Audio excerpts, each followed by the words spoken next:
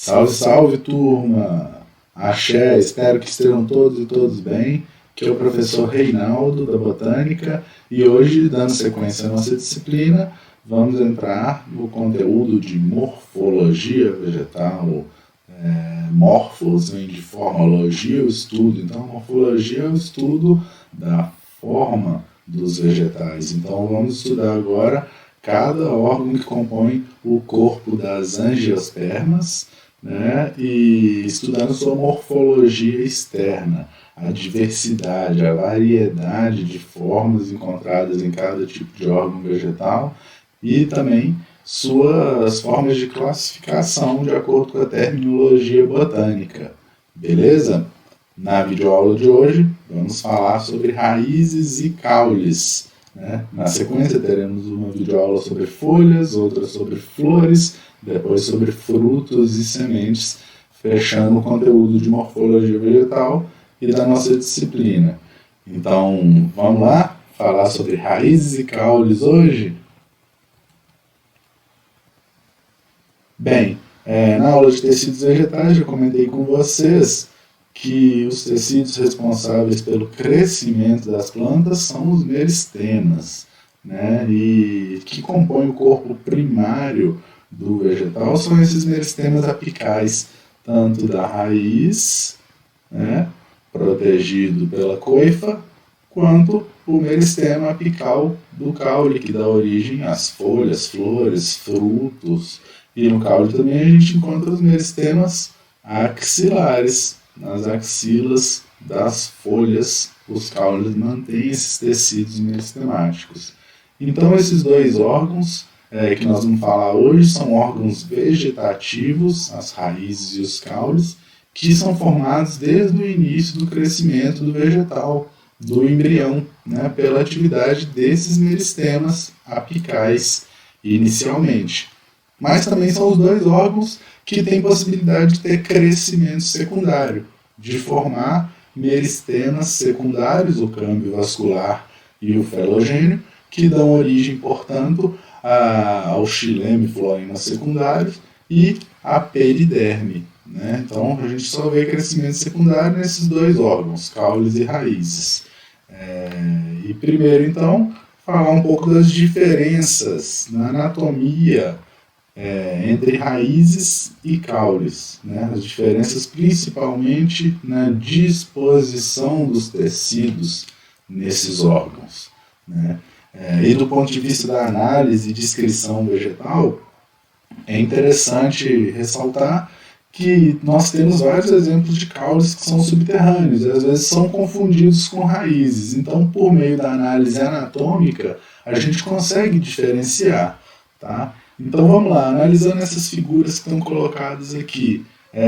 Em cima, onde está a setinha, eu estou mostrando a anatomia de uma raiz, né? Ela tem um tecido de revestimento que é primário, a epiderme, né? Essa região interna aqui é preenchida por parênquima, né? Tecido de preenchimento. Na raiz, essa região é chamada de córtex, né? E internamente os tecidos vasculares, xilema e floema na raiz, estão localizadas no centro, formando um cilindro vascular central, ok? Já nos caules, a gente percebe que eles têm uma epiderme também, né? O tecido de preenchimento é predominantemente parenquimático, e os tecidos vasculares, xilema e floema, estão distribuídos em feixes, né, com o xilema voltado para dentro, floema voltado para fora. Tá? Então, tanto nas raízes quanto nos caules, a gente vai encontrar o tecido de revestimento epiderme. Nas raízes tem a característica da epiderme possuir pelos radiculares. No caso dos parênquimas, tanto raízes quanto os caules, eles têm um parênquima de preenchimento. Na raiz eles formam um córtex e no caule eles formam uma medula, ok? E os dois podem ter tecidos de sustentação, colênquima e esclerênquima, e tecido vascular, xilema e floema, é a principal diferença, né? O xilema e floema, o tecido vascular nas raízes está localizado no centro do órgão, né? Formando esse cilindro vascular central. Quando você corta uma cenoura, você vê claramente delimitado esse cilindro vascular central da cenoura, né? Só para dar um exemplo fácil da gente ver na cozinha. E no caule, os tecidos vasculares estão, portanto, distribuídos em feixes. Isso na estrutura primária, beleza? Então, vamos falar um pouquinho sobre anatomia da raiz, depois morfologia externa, e depois eu falo sobre os caules. Então, analisando a anatomia da raiz, a epiderme, ela geralmente é especializada com os pelos radiculares, então eles ampliam a superfície de contato com o solo, portanto tem uma função de absorção de água e nutrientes e também de relação simbiótica com micro-organismos do solo, como fungos e bactérias, né? Se relacionam com as raízes por meio desses pelos radiculares, ampliando essa rede de absorção subterrânea. E em alguns casos a epiderme nas raízes pode ser multisseriada, como nessa imagem aqui abaixo, essa estrutura chamada velame, que a gente encontra em plantas epífitas, geralmente espécies que vivem sobre outras plantas, como as orquídeas, por exemplo, que tem uma epiderme, que eu estou mostrando aqui com a setinha, né, multisseriada, várias camadas de célula formam essa epiderme, né, da raiz de orquídea. Funciona como uma esponja para absorver água, gotículas de água no ar, beleza? Ainda falando sobre a anatomia da raiz, abaixo da epiderme a gente encontra o córtex, que é essa região delimitada entre a epiderme e o cilindro vascular central. Isso tudo é córtex. Geralmente é parênquima, né? Em algumas espécies pode-se desenvolver um parênquima de reserva, né? Como o parênquima melífero de algumas raízes tuberosas, como a mandioca, né? É um bom exemplo. Ou a raiz de cenoura também desenvolve um parênquima de reserva ali, de diversas substâncias, inclusive beta-caroteno, pigmentos, né? E nesse córtex ele tem duas camadas, vamos dizer, essa camada mais externa do córtex a gente chama de exoderme, e a camada mais interna do córtex a gente chama de endoderme, que é o círculo aí de amarelo aqui, beleza? A endoderme, ela delimita o cilindro vascular central, separa o córtex do cilindro vascular central onde está xilema e floema na raiz. Tá? E a exoderme é a camada de células do córtex em contato com a epiderme. A endoderme é importante porque nela a gente encontra estruturas chamadas estrias de Caspary.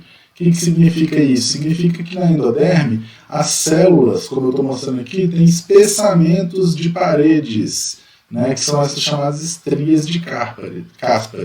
Isso significa que essas células elas funcionam como um bloqueio, né, essa camada da endoderme, ela consegue bloquear substâncias, né, e fazer um controle. Tudo que vai entrar dentro do cilindro vascular precisa passar por dentro das células aqui da endoderme, que faz o controle e serve para proteger da entrada de patógenos ou de substâncias indesejadas ali no sistema vascular, né? Então a endoderme é uma camada interessante aqui que tem essas estrias de Caspary que ajudam a impedir o transporte de substâncias pelos espaços intercelulares, tá? Então ela faz esse controle. Nessa imagem aqui a gente vê a epiderme como a camada mais externa, né? A camada embaixo da epiderme é a exoderme, já aqui tudo um córtex formado por parênquima, e internamente a endoderme com seus espessamentos de parede secundária. Vejam que ela está colorida de vermelho, um corante que mostra para a gente parede secundária espessada, a gente quase não consegue ver o lume dessas células, mostrando que realmente ela é uma barreira. E internamente aqui, os tecidos vasculares, grandes elementos de vaso aqui do xilema, né? Ok? E aqui, mostrando também células, aqui o floema, polos de floema e grandes células aqui de xilema. Agora falando do cilindro vascular, essa região interna, vou até voltar essa imagem aqui. Logo abaixo da endoderme, a primeira camada de células é chamada periciclo, que é a camada então de células mais externa do cilindro vascular. Então faz parte ali dos tecidos vasculares da raiz. Mas o periciclo é interessante que ele mantém um potencial meristemático. Então é a partir do periciclo que nascem raízes secundárias, né, ramificações nas raízes. Então, raízes não têm meristemas axilares como os caules, mas é por meio do periciclo que elas fazem suas ramificações. Então, essa é outra diferença anatômica entre raízes e caules. Vejam que interessante aqui uma raiz secundária, uma raiz lateral, né, surgindo a partir da atividade meristemática do periciclo, ou seja, se ramificando internamente a partir do cilindro vascular, né.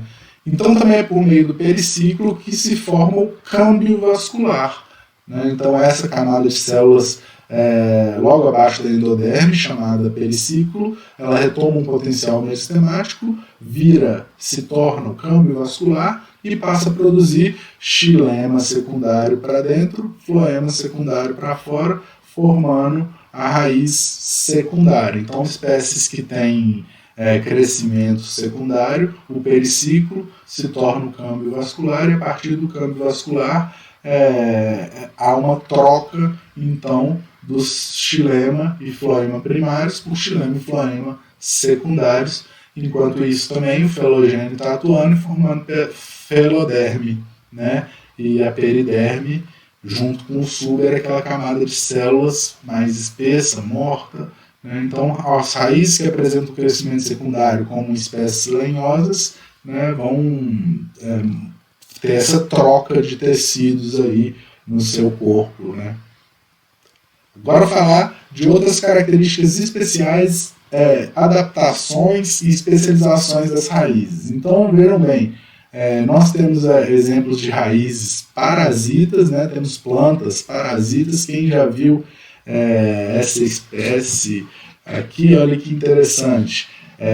Isso é uma planta liana, elas sobem em outras plantas e tem uma raiz chamada austório. Ela penetra no caule de outra planta e se conecta ao sistema vascular de outra planta, roubando, portanto, seiva do floema e do xilema, né? Então, olha que interessante essa espécie aí, chamada cipó-chumbo. Ela é uma espécie de planta que não produz folhas, então, ou seja, ela não faz fotossíntese, ela praticamente, por meio dessa especialização das raízes, rouba todo o seu alimento e água de outro vegetal. Como que a gente sabe que isso é uma planta, professor? E a gente sabe, inclusive, que ela é uma angiosperma e consegue até classificar ela dentro de uma família porque ela produz flores e frutos. Tá? Então, você vê um exemplo de adaptação. Outro exemplo de vegetal que tem raízes parasitas são as ervas de passarinho. Não sei se vocês já ouviram falar. Elas, às vezes, nascem em cima de outras árvores e cobrem, muitas vezes, a copa de outras árvores. Germinam lá em cima, levadas por passarinho, por meio de fezes de passarinho. As sementes são adaptadas para grudar nos galhos, né?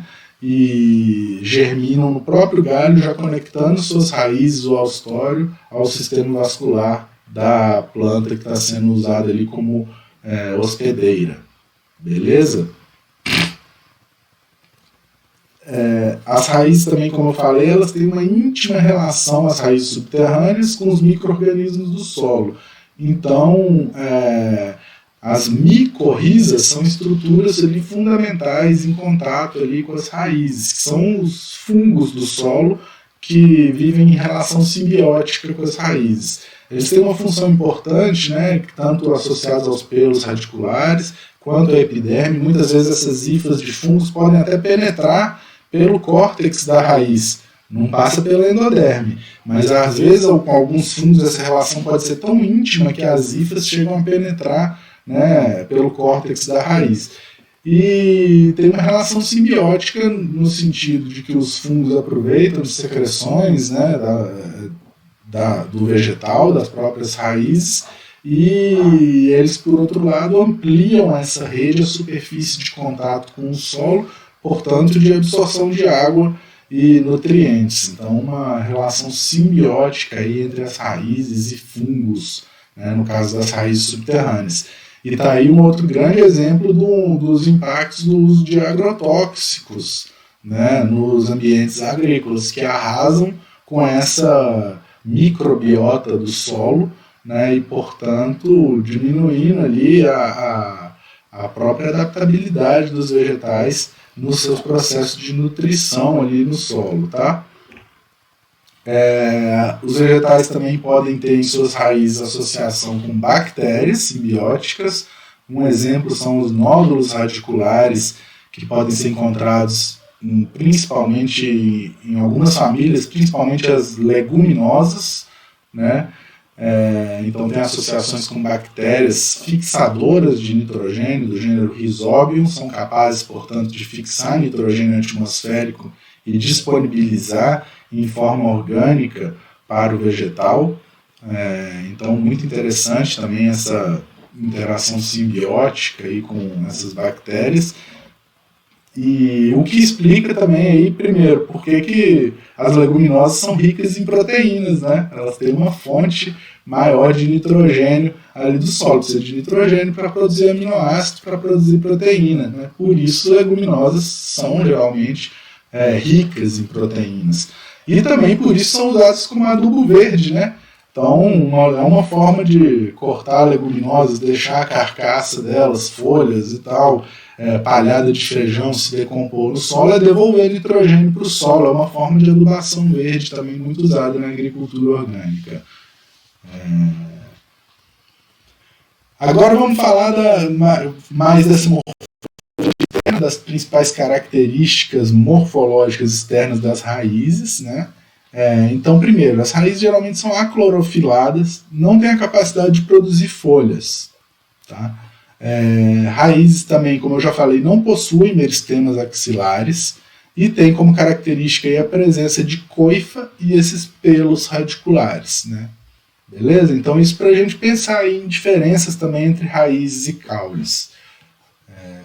Funções das raízes: fixação da planta ao substrato, absorção, condução de água e minerais que ela tira do solo, e por vezes atuar também no armazenamento de substâncias, no caso daquelas espécies que têm parênquimas de reserva, como parênquima melífero, e na aeração, no caso de algumas espécies aquáticas que desenvolvem parênquima aerífero ou aerênquima. Agora, quanto à origem, vamos falar agora sobre classificação e a nomenclatura para a descrição das raízes. A origem. A raiz pode ser normal quando ela se origina a partir do desenvolvimento da radícula do embrião, ou seja, como mostra nessa figurinha aqui, uma sementinha germinando, essa radícula do embrião é uma raiz normal. Ela está sendo desenvolvida a partir do meristema apical da raiz. Né? Então isso aqui é uma mudinha de castanha do Brasil, se não me engano. Ou seja, ela vai ser a raiz principal dessa planta durante sua vida inteira. Então isso a gente chama de raiz normal, beleza? E existem raízes chamadas raízes adventícias. As raízes adventícias são raízes originadas a partir de meristemas axilares do caule de uma planta já adulta, ou em desenvolvimento. Ou seja, as raízes adventícias, elas são raízes que são formadas por meristemas do caule. Exemplo aqui de raízes adventícias, a gente vê no milho, né, a formação na cana-de-açúcar, essas raízes, chamadas raízes suporte, que são produzidas a partir do caule. Então essas raízes não vêm do meristema apical da raiz, mas sim são originadas de meristemas do caule. Tá? Quanto aos padrões de ramificação, a gente pode chamar as raízes de raízes axiais. Geralmente raízes axiais são raízes normais, é a mesma raiz principal, essa raiz principal a gente chama de raiz pivotante, né? É a raiz principal dessa planta, e a partir dela ela pode ter raízes secundárias originadas lá no periciclo, mas ela sempre vai ter uma raiz principal. Então esse padrão de ramificação a gente chama de axial, então são raízes axiais. Geralmente é o padrão encontrado nas dicotiledôneas, né? E temos raízes chamadas raízes fasciculadas. Raízes fasciculadas, geralmente a gente olha aqui para esse padrão de ramificação, vocês conseguem identificar alguma raiz principal? Não tem raiz principal. Então é um formato, um padrão em cabeleira, né? Não existe uma raiz principal, são várias raízes dispersas, né? Geralmente as raízes fasciculadas elas têm origem meristemática do caule e não da raiz principal, ok? Ou a raiz principal se desenvolve um pouco e essas raízes adventícias passam a se ramificar e tirar a predominância da raiz principal. Então, no caso das raízes fasciculadas, padrão em cabeleira, raízes axiais tem uma raiz principal e a partir dela as ramificações. Aqui quanto à origem meristemática, né, relembrando, raízes normais vem do meristema apical da raiz, raízes adventícias vem dos meristemas do caule. Quanto ao habitat, ou seja, quanto ao ambiente em que vivem, as raízes podem ser classificadas em raízes subterrâneas, vivem na terra, raízes aquáticas, vivem na água, e raízes aéreas, né, que geralmente de espécies que vivem sobre outras espécies, epífitas, por exemplo, ou lianas, né, como no exemplo aqui mostrado, essas raízes aéreas aqui em forma de cipó. Eles não estão em contato com o solo, por isso que são chamados de raízes aéreas. Viu? Raízes aéreas não é porque está voando não, viu gente? É porque não tem contato com o solo, é uma parte do corpo dessas raízes. Então olha aqui alguns exemplos de raízes aéreas, né? Nós temos as raízes grampiformes, que a gente encontra em epífitas. Olha que interessante, essa plantinha sobe em outro vegetal. Nesse caso aqui não é uma raiz parasita, tá, gente? É grampiforme, ela só usa as raízes para se fixar, né? Então é diferente. Uma planta epífita vive sobre outra planta que é suporte dela. Já uma planta parasita, ela suga mesmo, ela rouba nutrientes de outro vegetal, né, por meio das suas raízes sugadoras, o austório, raízes parasitas, tá? Então, nesse caso aqui, uma raiz grampiforme, um tipo de raiz aérea. As raízes parasitas, aqui, ó, austório, as raízes sugadoras, também são um exemplo de raiz aérea. Essa planta aqui nunca vai estar em contato com o solo, essa raiz, já vai se fixar e não apenas fixar, nesse caso também se conectar ao sistema vascular de uma planta hospedeira, nesse caso. Também temos esse exemplo aqui das raízes tabulares, conhecidas como sapopemas. Quem nunca tropeçou sobre um sapopema? São raízes aéreas porque na verdade elas estão sobre o solo, né, formando esses padrões que ajudam, na verdade, a árvores muito grandes se equilibrarem, como é o caso das figueiras, né, na beira do Rio Doce. A gente tem vários exemplos de figueiras com sapopemas para observar. E também as mesmas figueiras podem desenvolver raízes chamadas estranguladoras. Tem algumas figueiras chamadas de mata-pau, elas germinam sobre outras árvores, né, e lançam essas suas raízes como se fossem cipós, entram em contato com o solo e então vão, na verdade não é exatamente estrangular, né, mas elas vão lançar uma copa sobre a copa de outra árvore, roubar a sua luz, né, competir por luz, vão competir no solo por nutrientes e água com suas raízes e acabam matando outra árvore crescendo sobre ela. Esse aqui é um exemplo de raiz estranguladora que a gente vê em algumas figueiras. Inclusive, muitas dessas figueiras grandes que a gente vê por aí podem ter um dia nascido em cima de outra árvore, tá? Podem ser até ocas por dentro, porque havia outra árvore ali dentro. Outro exemplo de raiz aérea são as raízes suporte. As próprias figueiras, para você ver, olha o tanto de tipos de raiz diferentes que uma figueira pode ter, né? Pode ter raiz estranguladora, pode ter sapopema, pode ter raiz suporte, que são essas que parecem cipós. Quando elas vão descendo, elas vão encontrar o solo e ajudar a suportar esses troncos laterais que ela desenvolve, né? Essas raízes suporte aqui dessa palmeira, que é conhecida como sete pernas, é uma palmeira que os povos indígenas dizem que ela se movimenta pela floresta, que ela anda na floresta. E, de fato, à medida que ela vai crescendo, as raízes suporte dela podem mudar ela de posição na floresta. Claro que elas não correm, não andam por aí, né? Mas numa escala de tempo mais longa, elas se movimentam sim pela floresta. No manguezal, nos manguezais também a gente encontra exemplos de raízes suporte nessa espécie típica de mangue, que é o Rhizóphora, né? Nos mangues a gente também encontra outro tipo de raízes aéreas, chamadas raízes respiratórias ou pneumatóforos. Nas árvores de Avicênia, elas ficam com suas raízes enterradas na lama e lançam esses prolongamentos, né, para fora do solo encharcado, lamacento do mangue, né, com parênquimas aeríferos internamente. Então ela lança como se fossem sondas para respirar, né, para fora da lama.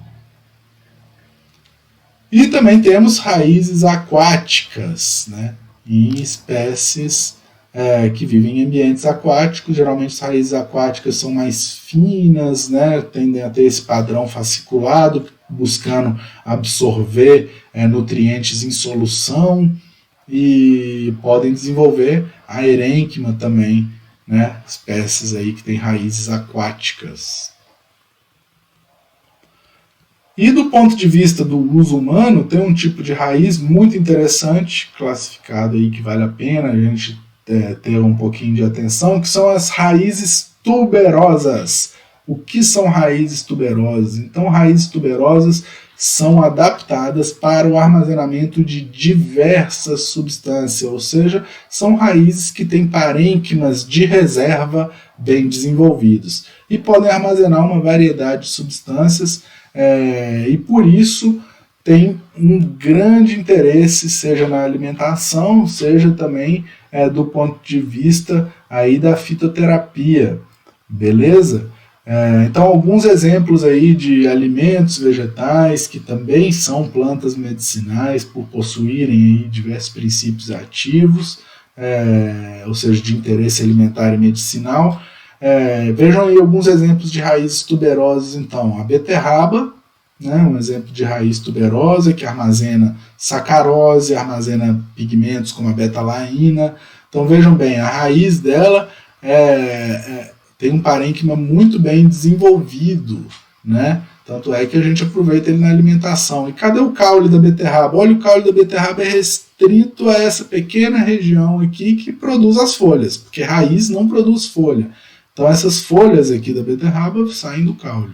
Inclusive, alguém aqui já comeu folha de beterraba? Podem experimentar, que é uma delícia, né? No supermercado não acha porque o agronegócio não aproveita, mas na feirinha tem beterraba com folha, cenoura com folha, que também é uma delícia, a folhinha de cenoura comestível. Vejam aqui o exemplo da cenoura, o caule dela reduzido, né, e uma raiz principal bem desenvolvida, né, com seu parênquima de reserva, que também armazena açúcares, armazena pigmentos como carotenoides, como beta-caroteno. Outro exemplo de raiz tuberosa, batata baroa, ou também conhecida como cenoura amarela. O caule dela já é um pouco mais visível. Vejam aqui, né, um caule que produz suas folhas e a sua raiz tuberosa, né, que tem um parênquima amilífero bem desenvolvido, armazena amido e também pigmentos carotenoides. Outros exemplos de raízes tuberosas usadas aí na alimentação, o rabanete, o nabo, a mandioca é uma raiz tuberosa também, ela tem um início de crescimento secundário, né, forma uma periderme, mas desenvolve um parênquima melífero, né, do qual a gente extrai aí farinha, polvilho, consome ela também cozida. Então, tá aí o exemplo da mandioca, também uma raiz tuberosa. Outro exemplo de raiz tuberosa que a gente encontra numa árvore nativa da caatinga, fica aí a dica, né? Uma planta alimentar e medicinal da caatinga, o umbuzeiro. Quem sabe alguém aí não pega ela para fazer uma ficha botânica. Olha que interessante, embaixo do solo o umbuzeiro tem grandes túberas, né? São chamadas raízes tuberosas, em alguns autores chamam de xilopódio do umbu, popularmente conhecido como a batata do umbu. E desde que a planta é pequenininha, crescendo no ambiente semiárido, ela já desenvolve sua raiz tuberosa, né? Pode chegar ao tamanho de uma cabeça, e ela em secção transversal, vocês podem ver aqui, é um parênquima de reserva, que inclusive dá para extrair água, é rico em sais minerais e vitaminas. Em períodos de seca extrema na caatinga, né, utilizava-se essa água da batata do umbu, e também pode ser consumida, né, na alimentação, essa raiz tuberosa do umbuzeiro. E na medicina também a gente encontra vários usos aí de raízes tuberosas. Aí o exemplo do ginseng, uma planta que tem uma raiz tuberosa com esse formato aí humano, né? Muitas vezes parece alguém se exercitando, né? E ela é utilizada aí como um estimulante. A mandrágora, também aí vista em muitas lendas medievais, histórias, até na Bíblia ela é citada como uma planta medicinal, né?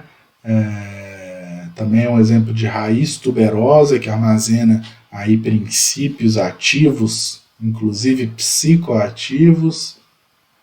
Beleza? Então, depois de dar esse geral sobre as raízes, vamos falar um pouquinho agora sobre os caules. Então, sempre procurando fazer essa distinção, né? Quais são as principais características dos caules? Bem, os caules têm o corpo segmentado em nós e entrenós.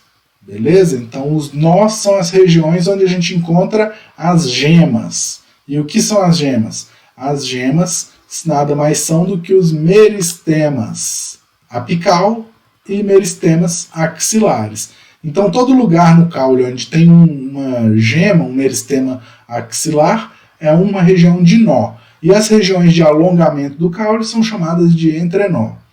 Então, o caule por possuir meristemas axilares e apicais, ele é o órgão responsável pela produção de folhas. Então, só caule pode produzir folha.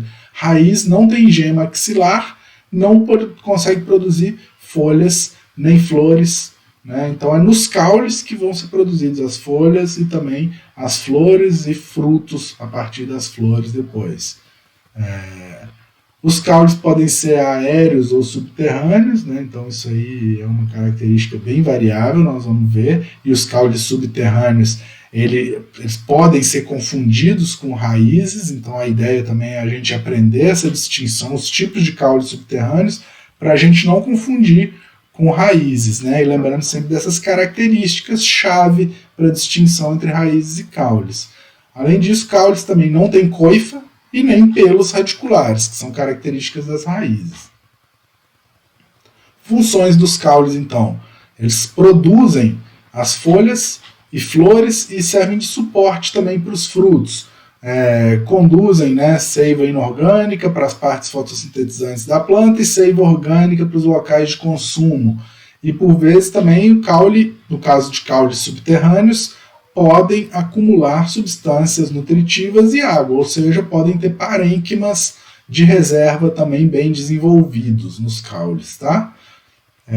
Origem dos caules. O caule é originado sempre a partir do caulículo do embrião, ou seja, inicialmente é do meristema apical do caule, né? Mas as ramificações, né, ou seja, caules que são ramificados, têm suas ramificações originadas a partir dos meristemas axilares. Na estrutura primária do caule, aqui falando um pouco sobre a anatomia, a gente vê os meristemas, a região dos meristemas primários no ápice do caule, né?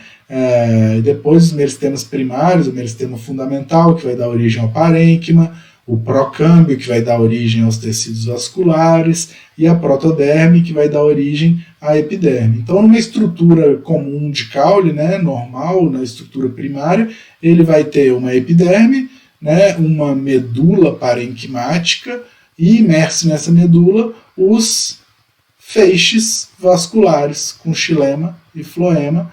Xilema representado de azul aqui internamente, floema representado de vermelho externamente, e em amarelinho aqui o câmbio vascular, que vai ser o meristema responsável pelo crescimento secundário nos caules que têm crescimento secundário. A anatomia do caule pode variar dentro das angiospermas. No caso das dicotiledôneas, a gente vê uma medula parenquimática no meio dos caules e os feixes vasculares distribuídos de maneira concêntrica em torno dessa medula. E nas monocotiledôneas não tem a presença de medula, né? O parênquima ele é homogêneo e os feixes vasculares, xilema e floema, distribuídos no meio desse parênquima, sem formar uma medula interna.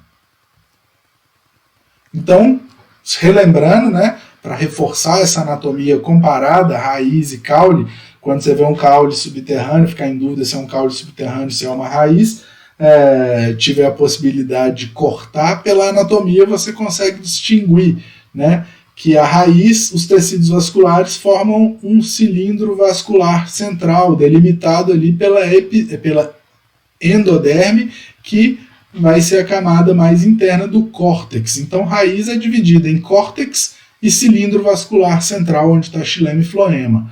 O caule, ele geralmente é parênquima, né, com uma medula interna, e os tecidos vasculares estão distribuídos em feixes. E esse padrão de distribuição dos feixes pode variar de acordo com o grupo do vegetal. Tá?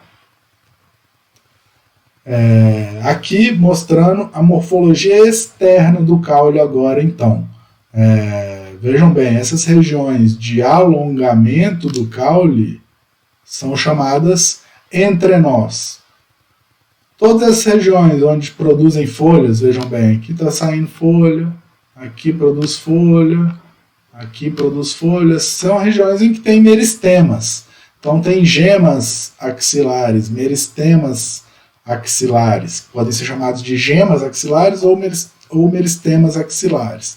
Meristema se refere ao tecido, gema se refere à estrutura morfológica que pode ser vista a olho nu. E o caule também tem uma gema apical. Então essas são as partes de um caule. Gema apical, gemas axilares, nós e entrenós.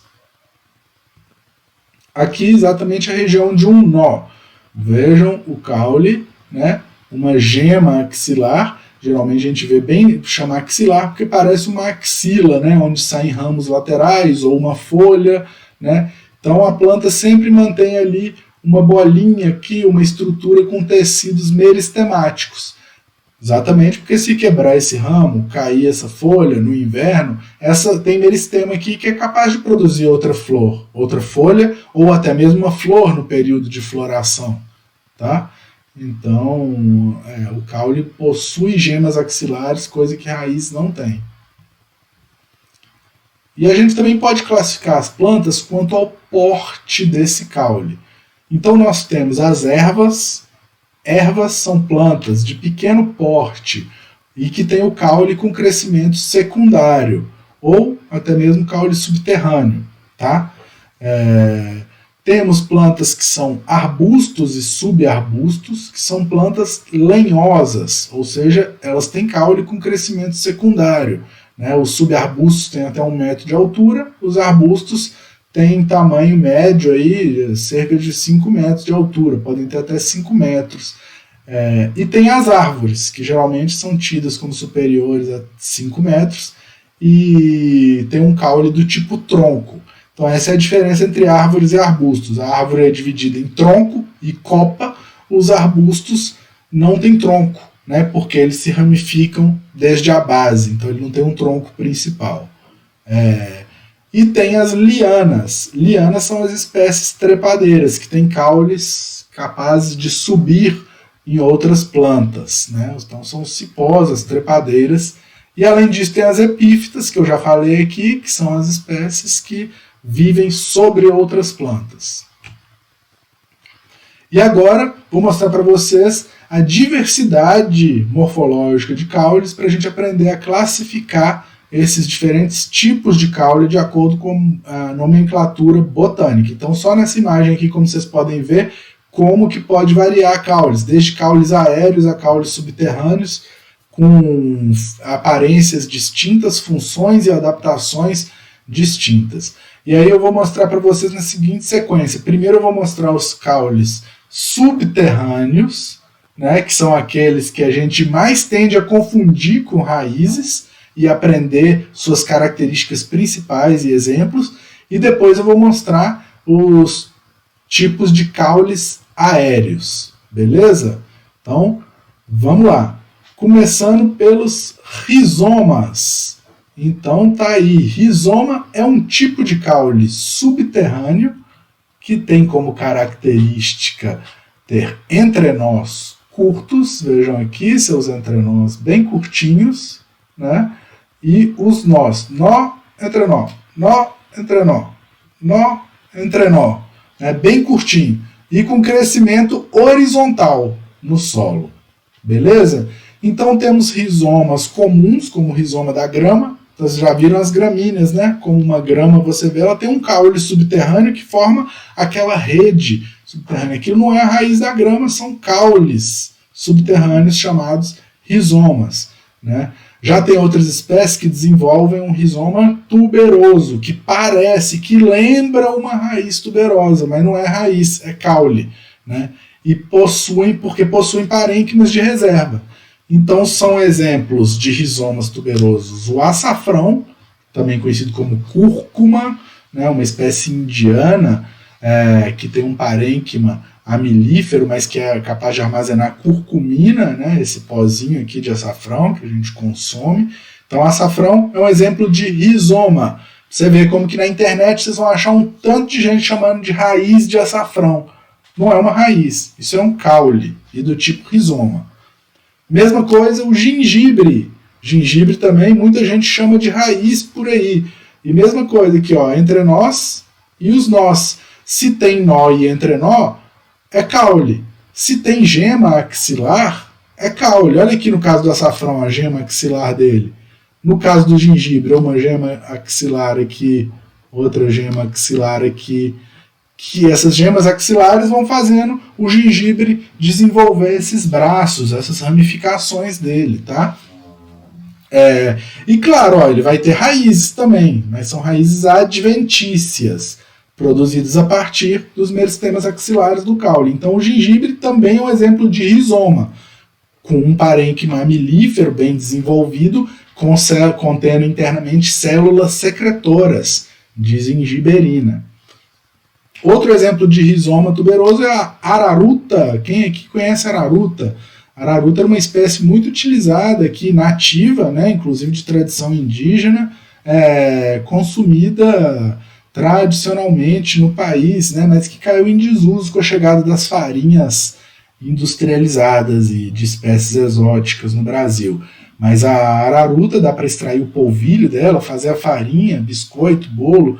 Ela é uma espécie aí já pouco cultivada, inclusive tentando aí fazer um resgate dos cultivos de araruta, né? Então aí o exemplo, a araruta também é um rizoma, tá? Um rizoma tuberoso que tem um parênquima amilífero bem desenvolvido.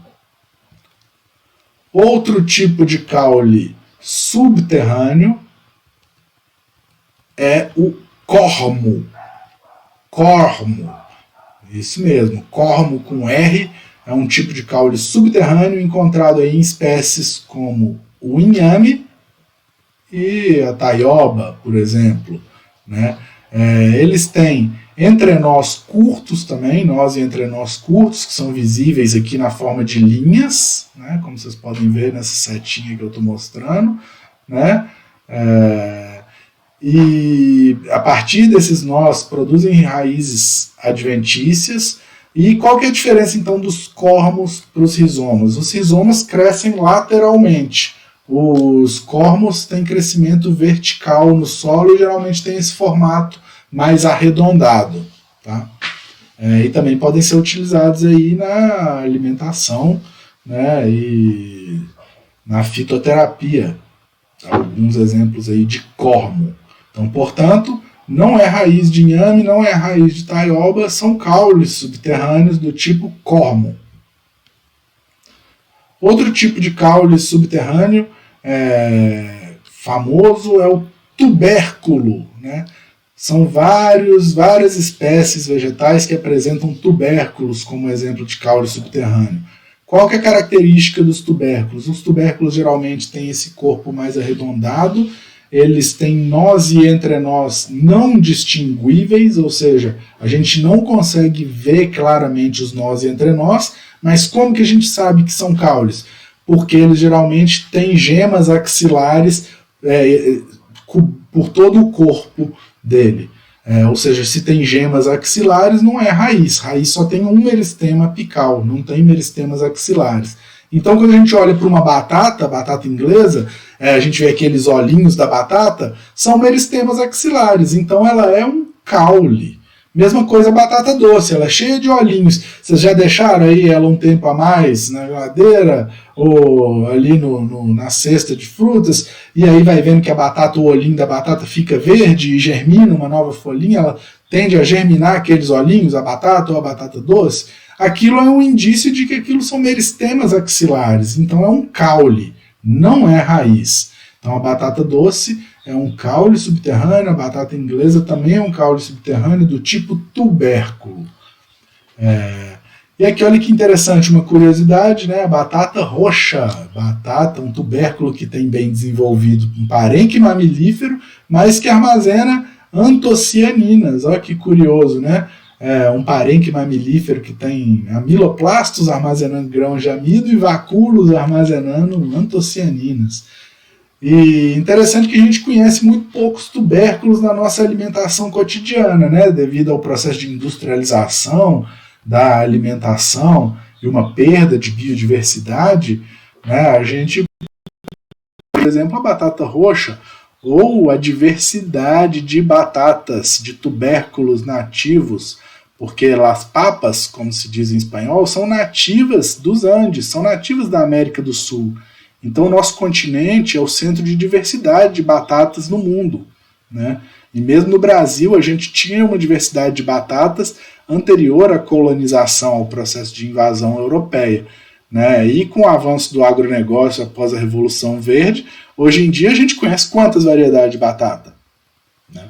Batata inglesa, Mona Lisa, suja ou lavada, Asterix, ou seja, 3, 4, 5 no máximo variedades de batata chegam à nossa mesa, sendo que nós temos ali mais de 100 variedades de batata nativas, de tubérculos de modo geral, tá?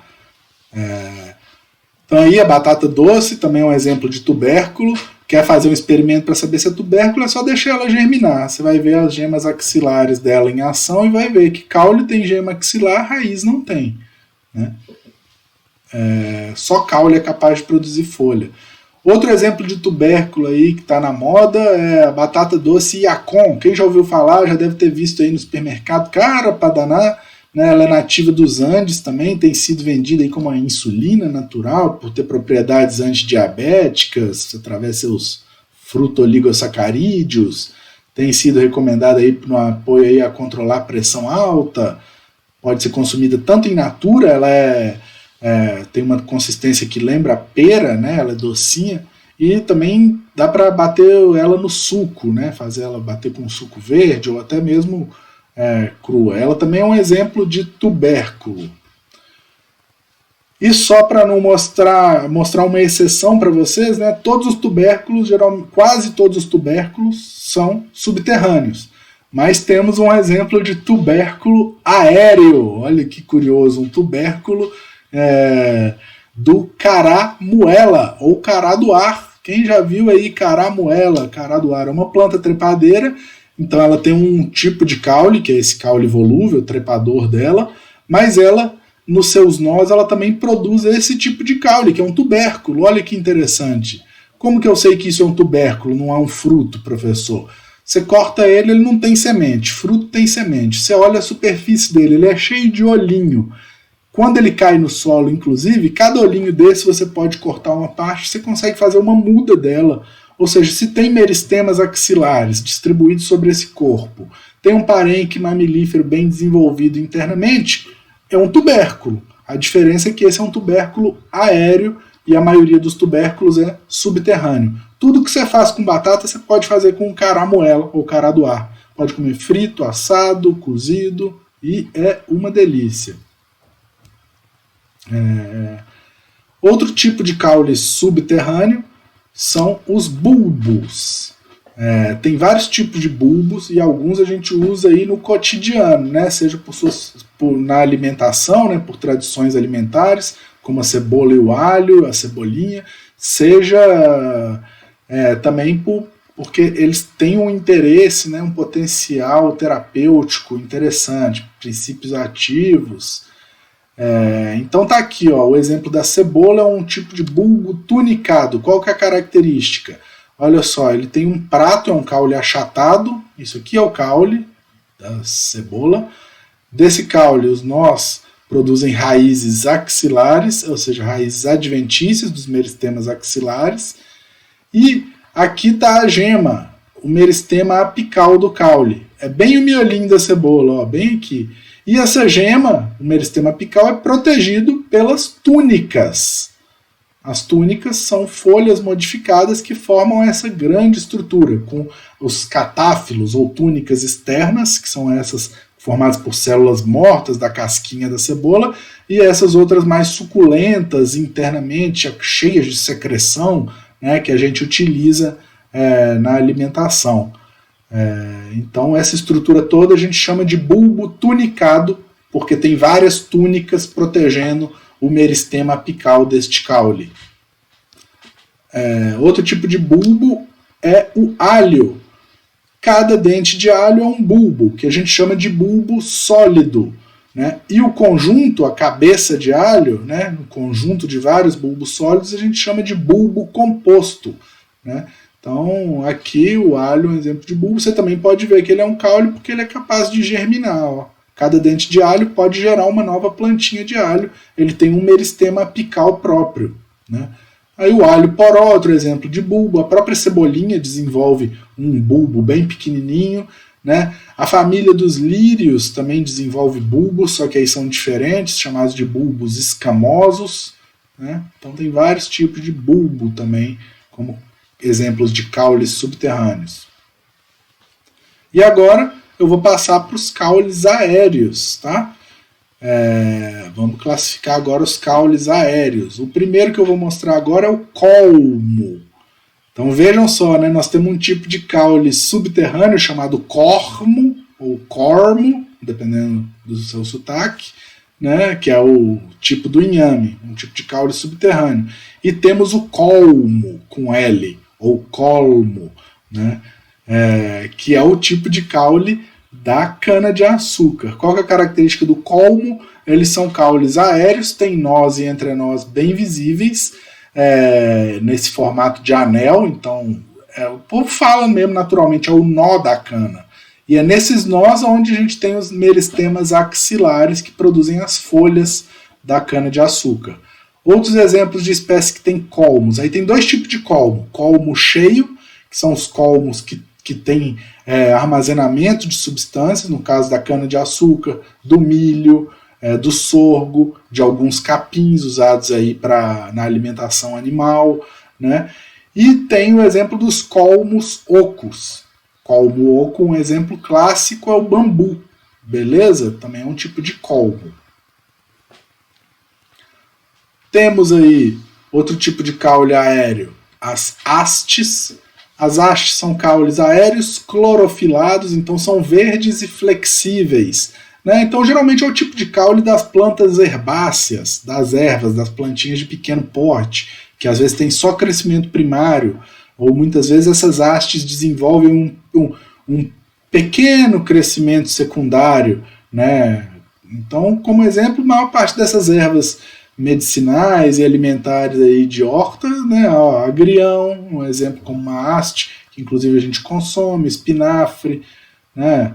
O boldo, manjericão, alecrim, arruda, né? Mas no caso, por exemplo, do alecrim, do manjericão e da arruda, essa haste pode ter um crescimento secundário e não chega a virar um tronco, mas pode se tornar uma haste lenhosa, tá? Outro exemplo de caule aéreo são os caules volúveis. Caules volúveis são os caules das lianas, que são as plantas trepadeiras, né? Então é um caule aéreo, flexível e trepador, né? Ele é especializado para subir, se enroscar em outros vegetais. Ele pode ter ou não gavinhas. Gavinhas são essas folhas modificadas, como a gente vê no caso do maracujá, da uva, das abóboras, que vão lançando aquelas folhinhas modificadas ali que agarram em outras estruturas e ajudam a planta a ir subindo e se enroscando, né? Então tem caules que se enrolam, né, sobre outras plantas, e tem outros que usam as gavinhas para se prender, né, nos caules volúveis. Exemplos aí, então já dei alguns, né? A família das abóboras, a uva, maracujá, melão de São Caetano, as cordas de viola, a própria batata doce tem um caule volúvel, né? Outro exemplo de caule aéreo que nós temos são os filocládios. Qual é a característica dos filocládios? São caules aéreos verdes, então eles são caules fotossintetizantes e que têm aparência de folha. Então são caules, então quem conhece a carqueja está vendo aqui, sabe o que eu estou falando. Muita gente fala popularmente, folha de carqueja, que é um chá bom para o fígado e tal. Mas, na verdade, não é a folha da carqueja, é o caule da carqueja, e é um caule do tipo filocládio. Então é um caule que desenvolve abas laterais, né, com um parênquima clorofiliano bem desenvolvido. Então o caule assume a função de fotossíntese e, inclusive, a aparência de folha, né? Mas a gente sabe que é um caule, tem meristemas axilares, inclusive a partir dele que surgem as flores da carqueja, tá? Outro exemplo de caule aéreo fotossintetizante são os cladódios. Eu mostrei essa imagem para vocês na aula de tecidos vegetais para falar do parênquima aquífero, né? Um tecido de reserva de água que a gente encontra nesse tipo de caule das famílias, que a gente vê esse tipo de caule nas famílias Cactácea e Euforbiácea, plantas de ambientes secos, que desenvolvem esse tecido de armazenamento de água. Então, qual que é a característica do cladódio? É um caule aéreo, clorofilado, então ele é fotossintetizante, ele tem folhas modificadas em espinhos, então os espinhos dos cactos, na verdade, são folhas, né? Eles têm um parênquima aquífero bem desenvolvido, e podem ter a forma variável. Alguns são em forma de coluna, como os mandacarus, outros são em formas globosas, como aquelas coroas de frade, outros são em formato palmado, de raquete, como a palma, que eu vou mostrar aqui na sequência, né? Outro exemplo de cladódio, a palma, Opuntia ficus indica, conhecida no México também como nopal. Popularmente no sertão brasileiro, o povo chama isso de raquete de palma. Tem sido usada até para alimentação do gado, né? Dado o quão rica ela é em nutrientes, proteínas, né? Então ela é um exemplo aí de um cladódio que pode ser consumido, né, na alimentação animal e também alimentação humana. Olha só, basta pegar uma raquete de palma, ou seja, os cladódios de palma, tirar as folhas, ou seja, os espinhos com uma faquinha, né? Depois você pode dar uma ferventadinha nela ali, escorrer o caldo, né, para tirar a baba, se quiser fazer ela mais sequinha, e comer refogadinha. Então olha só, um almoço vegetariano na caatinga aqui, né, usando a palma, nopal, como fonte de proteína nesse caso. Isso foi um almoço que a gente fez na comunidade geraizeira do Touro, quando a gente estava fazendo um estudo sobre plantas alimentares e medicinais lá no sertão. Então tá aí a palma como um exemplo. De vez em quando eu colho uma aqui no quintal para comer também. E tem outros tipos de caule que tem crescimento secundário. Então eu já falei na aula de tecido sobre o processo de crescimento secundário do caule, quando o câmbio vascular passa a atuar entre os feixes vasculares do caule, passando a produzir xilema secundário para dentro, que é a madeira, e o anel de floema que vai contornar a madeira. Tá? Então algumas espécies vegetais apresentam crescimento secundário e nós temos dois tipos de caule com crescimento secundário. Um é a estipe, que é o caule das palmeiras, que é um caule aéreo, tem crescimento secundário, e tem nós e entrenós muito parecidos com o que a gente vê nos colmos, só que o colmo tem crescimento primário, as estipes têm crescimento secundário. Tá? Então a gente vê aí esses nós e entrenós bem visíveis, que são os anéis aí no tronco que a gente vê do coco, do coqueiro, por exemplo, ou de quase todas as palmeiras. Né? A família das palmeiras tem como característica esse caule do tipo estipe. E aqui um exemplo também, alguém já comeu alguma estipe? Eu acho que já, porque quem aqui já comeu palmito? Toda palmeira produz palmito. Né? O palmito nada mais é do que o meristema apical das estipes, então é o ápice das estipes. Vejam aqui nessa foto abaixo. Essa é a região da qual a gente extrai o palmito, que eu estou passando a setinha. Né? Toda palmeira dá palmito, mas nem todo palmito é comestível, tá, gente? Então isso é importante destacar também.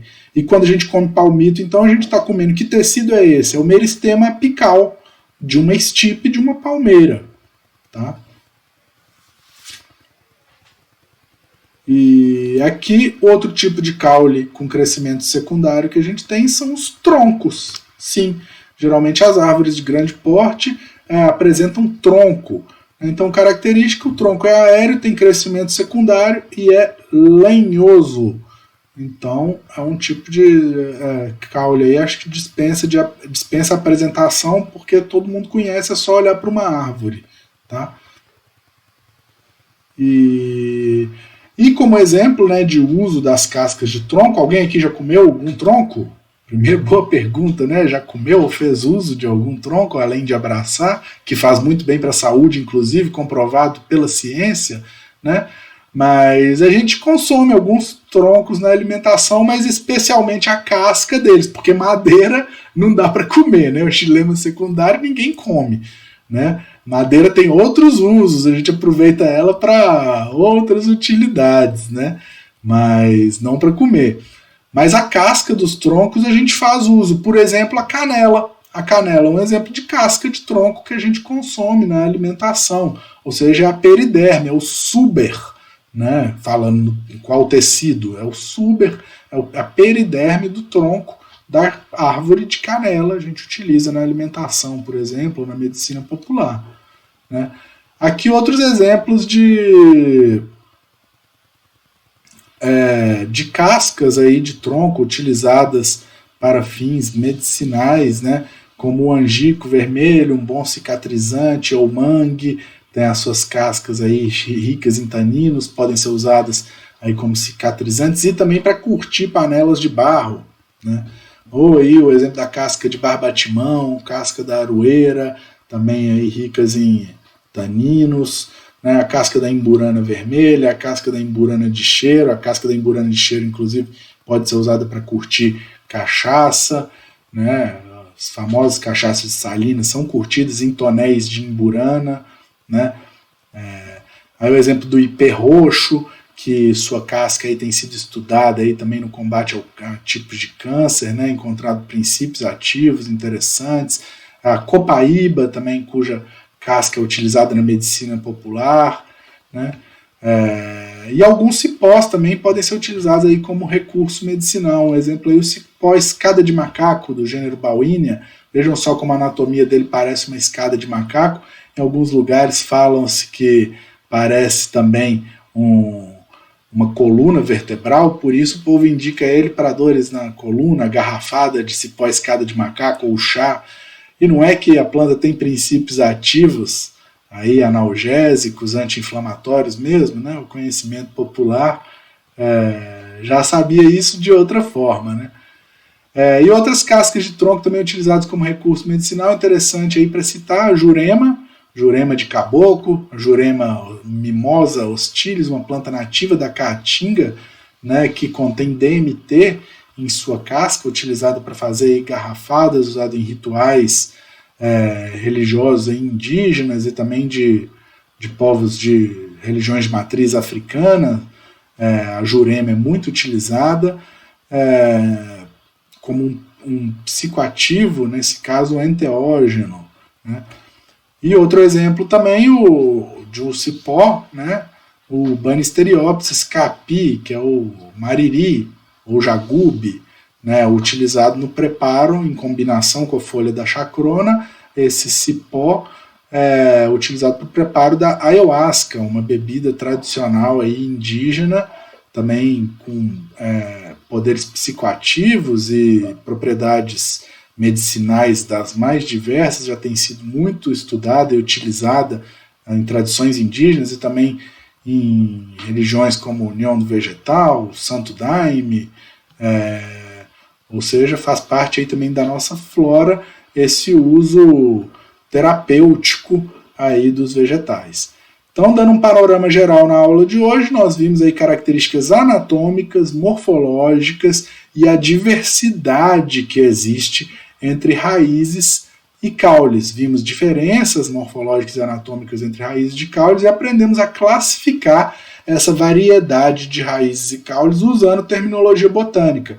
Por que aprender a descrever? Bem, porque para descrever uma planta medicinal ou uma planta alimentar, é importante utilizar uma nomenclatura adequada, uma nomenclatura técnico-científica. Então, para isso, alguns materiais de estudo botei para vocês, né, lá no Classroom. Então, tem lá um atlas de morfologia vegetal, né, e esse livrinho aqui de botânica organografia do casal Vidal e Vidal, da editora UFV, é muito legal que ele é ilustrado, é um livro que mostra essas características, pode servir de um manual, você pegar qualquer órgão vegetal, você consegue, acessando esse material, descrever qualquer órgão vegetal utilizando uma terminologia adequada. E mais, quando vocês forem ver na internet, pesquisar para fazer a ficha botânica de vocês, ou o atlas de vocês, né, confiram esses materiais, esses livros.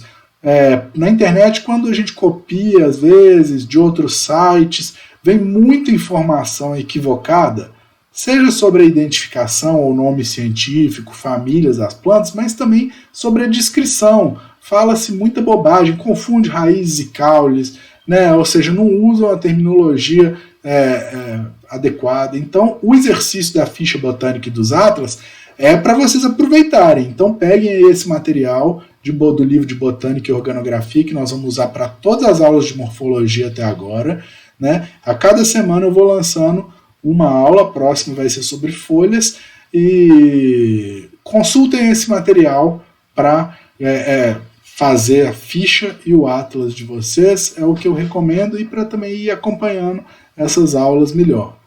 Então, valeu aí, pessoal, até a próxima, espero que vocês tenham gostado. A próxima vamos chegar aí com as folhas. Heré.